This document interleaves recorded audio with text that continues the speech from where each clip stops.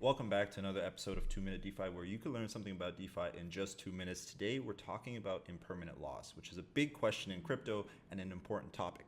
Essentially, what impermanent loss is profits you don't make simply because you decide to provide your tokens into a DEX as LP versus just holding the tokens themselves. Let me show you an example to hopefully try to get you to see it. Let's imagine you're a regular investor, Bitcoin is at $1,000 and you own one Bitcoin and 1,000 USDC. Your portfolio balance would be $2,000. If Bitcoin doubled in price, your new portfolio balance would be $3,000 because now you have 2,000 in Bitcoin, $1,000 in USDC. Now, what happens if this exact same scenario happened, but instead of holding the tokens, you put them in a DEX?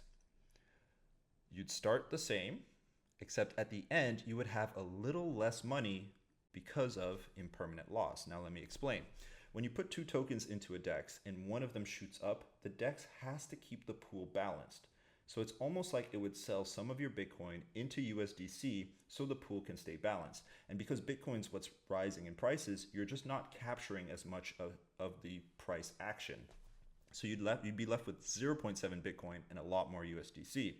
And if you did the calculation, for this situation, it would be about 5.7% in impermanent loss.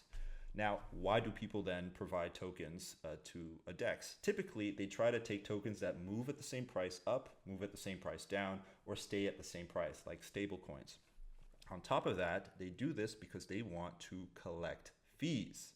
Now, mind you, if the price went back to 1,000, you would be in the same scenario as a holder, except you would collect the fees. Now, if we're talking about fees and rewards, let me show you an example. If you go to SushiSwap, they actually have, if you go in the Explore tab, the same pair that we just talked about, Bitcoin and USDC. And as you can see, they have 8.5% in fees right now, 72% in rewards. So this would cover your impermanent loss. But you got to do the calculations and see if it's the right risk profile for you.